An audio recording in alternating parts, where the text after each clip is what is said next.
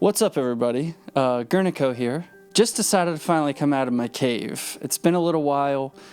Deleted Twitter, deleted all my social medias, kind of unplugged for a while. And now I finally have a reason to come out of my cave. And that is the Silent Hill 2 remake news that we got yesterday on October 19th. Now, this is a controversial subject at the time. Reasonably so. It makes sense. Bloober Team is remaking a beloved classic, and looking at Bloober Team's pedigree, there's nothing really to be super excited about. Now, I'm not so down on Bloober Team. I enjoyed Blair Witch. I enjoyed it for what it was. I didn't think it was a masterpiece or anything. And they also made Layers of Fear and Observer and The Medium. And people have opinions on all those games. Some people love them, some people don't.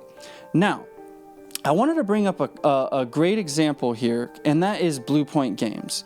Now, Bluepoint is remaking games, and they're doing a hell of a job. Now, the difference between Bloober Team and Bluepoint, I would say, is Bloober Team, regardless of how you feel about their games, they understand how to do their own concepts and piece them together, whether they're good or bad. You know, that is completely subjective. Bluepoint, on the other hand, they don't have their own original work. They're just doing remakes, which brings me to my number one point of why I am still excited about Silent Hill 2. Concept is king, and with Team Silent making Silent Hill 2, all of the groundwork is there. The story, the characters, the music, and yes, we have the original composer coming back to reprise his role, and we also have the original creature designer coming back to do his works. Konami's publishing this. Bloober, they published all their other work. The whole point is Bloober Team, they're just developing the game. And Konami has all the blueprints, they got all the music, and they've got the creature designs, they got the characters, the story, the setting, and just judging from the tone piece of what we saw in the trailer, I think the fog in the town looked great. It looks like a very atmospheric place. I think current technology has finally caught up to kind of give us a very immersive, atmospheric game. And while James Sutherland looking in the mirror was a little wishy-washy, I will say, in comparison to the original Silent Hill 2 cinematic, I still think that what we saw looks promising. I really do. And I'm looking at the reception here, and once again, you know, there's controversy, which it's...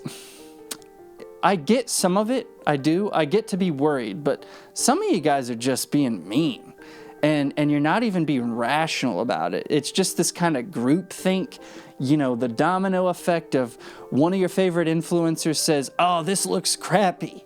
And then, you know, you just kind of come in and reiterate and reiterate and reiterate, and it's this echo chamber, and it's just, you know, it's just, it's old and it's tired. Like, can we just give this a chance? I mean, it's Silent Hill 2, for God's sake. And let's be honest, the games that we got before this, we got Downpour and we got Homecoming, and while they're like fine if you're really thirsty for the Silent Hill game, they're nothing compared to the original trilogy. And yeah, Silent Hill For the Room is pretty good, but like the original trilogy is the gold standard. And this is a beloved remake. So Bloober Team should know the weight and the pressure that's on their shoulders, and we haven't even seen UI, we haven't seen like real combat. We've just seen little glimpses and pieces, and people are just losing their minds. They're upset about it. So it's just, look, my first choice for Silent Hill would have been Kojima, obviously. You know, PT being his little tonal piece of what Silent Hills could have been is amazing. And that will forever be a teardrop in my heart. But Bloober Team, if you look at things like The Medium, while it might not have been the greatest game, it also didn't have combat, but what was there in terms of tone, I thought was actually not bad. You know, they used the fixed cameras, and it was very cinematic in the way it was presented. It wasn't the greatest game in my opinion, but again, concept is king, and the groundwork is already laid. So if you take some of Bloober Teams' chops, their previous knowledge of creating their own games, and publishing most of them, now they've got Konami, and they've got the original composer, and they've got that money from Konami. Like, this isn't just a Bloober Team project. This is a Konami project. And regardless of how you feel about Konami, you know, of course I have bitter feelings about Konami and what they did to Kojima. That doesn't sit well with me, but Konami left a hole in the industry of gaming, and it's honestly, it's just great to see Silent Hill back in the spotlight, creating that headspace for gamers. And now it's in the spotlight, which means it's probably here to stay for a little while. We got several announcements, not just Silent Hill 2, but we got Silent Hill Ascension. We got the new Annapurna Interactive one that they're working on, and then there's Silent Hill F. You know, like, there's multiple projects. The thing that excites me is I'm a huge survival horror fan, so it's just great to see Silent Hill back in the spotlight again. That's just, that makes my heart happy. Plus, today is Thursday, the day after the Silent Hill, and we're getting a Resident Evil showcase.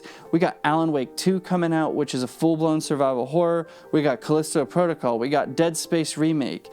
You know, it's just like, it is a renaissance for survival horror, and that's a wonderful thing. So I would just caution you just to temper your expectations, but also open your mind to the possibilities. Like, you know, you got to keep in mind that when Rocksteady made the Batman Arkham games, they didn't really have too much under their belt, and they created a masterpiece. It's like with Bloober Team, they have a pedigree, and regardless of how you feel about that pedigree, it is experience. So when you take that experience and you pair it with the deeper, you know, understanding and the deeper knowledge of Konami with their, you know, I know, it sounds funny. I'm just trying to give Konami a chance because I vehemently miss Silent Hill. And I own all the original games. And regardless of how this remake turns out, we will always have the original.